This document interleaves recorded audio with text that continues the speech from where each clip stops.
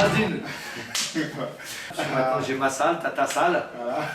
On est comme on regardait les anciens profs avec les casquettes et tout, on n'a pas encore les casquettes, mais on a pris un peu de bouteille. Tu as commencé à l'ES Vitry, quand tu étais venu à l'ES Vitry, tu avais quel âge? J'avais 23 ans. On était une bonne équipe à l'époque. On arrivait sur un petit club comme ça à faire quand même des galas de boxe avec 4 professionnels.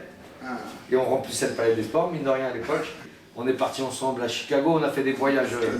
On a été les gants là-bas. D'ailleurs, ça les a étonnés là-bas parce qu'il y avait des blancs, il y avait des arabes, il y avait des noirs, tout le monde était ensemble, eux c'est tellement séparé. Et on prenait tous les douches ensemble, alors là ils étaient sciés. Moi j'avais déjà un métier, la boxe ça ne nous a pas fait vivre en tant que professionnel, tu sais ce que ça veut dire professionnel en boxe. Hein, il aurait mieux qu'on fasse un mois de football qu'une carrière en boxe si on voulait gagner un peu d'argent. Faut être un peu maso, je sais pas, faut être un peu, c'est le plaisir, on y va, on prend des coups. C'est le sport.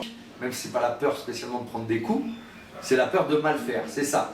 Tout ça pour dire l'importance du mental dans la boxe. Il faut être au foot, t'es 11, tu flanches un peu, ton pote il voit, il te récupère. Sur le ring, t'es tout seul.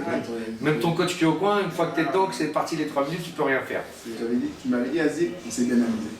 On a fait quelques combats pro, on était, je pense, pas trop mal cotés non plus, mais on n'a pas fait une grande carrière. Mais on s'est fait plaisir. On a quelques combats qui passent à la télé. Donc t'appelles papa, t'appelles maman, t'appelles les frangins pour qu'ils regardent, t'es la star pendant une semaine.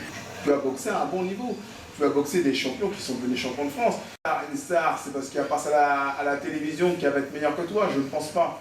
Notre entraîneur René Magui, qui était quelqu'un d'honnête, mais lui-même ne connaissait pas le milieu de la boxe professionnelle. Oui. Ce qu'on appelle, c'est un vrai business.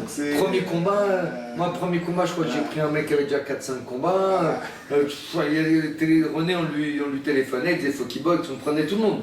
Tu sais comment c'était, on arrivait, on venait de chercher, je sortais de mon chantier, moi je mettais ma caisse à outils et mon sac de sport dans la voiture, je dormais, j'arrivais, j'entendais il fallait que je sois prêt, une boxe.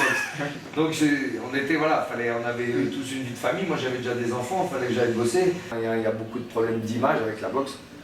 Mais c'est vrai qu'on n'en voit pas beaucoup à la télé. Maintenant c'est le sport business. T'as vu le MMA, le free fight, c'est ce qui marche à la télé, tu les mets dans des cages, ils se battent. Donc là, les gens ils veulent tout de suite ça, que ça saigne un peu plus. Les gens viennent moi voir, ils viennent encourager quelqu'un pour dire tape sur l'autre, machin, ils viennent pas voir de la boxe. Il y a moins les anciens comme avant, les vieux. Tu les voyais là-haut, ils se mettaient avec les casquettes, ils venaient tout voir. Maintenant c'est que les supporters par exemple qui viennent. Les gars, les anciens avec la casquette, les amoureux de la boxe. Ah les amoureux, c'est-à-dire même le monde qui avait bien boxé l'avait perdu, il venait lui taper l'épaule, bon t'as perdu mais bravo, ça va venir, ça te remonte un peu le moral, tu voyais un ancien qui avait un peu le nez cassé, tu te dis bon lui il doit connaître, il me dit quand même que c'est bien, donc t'es content.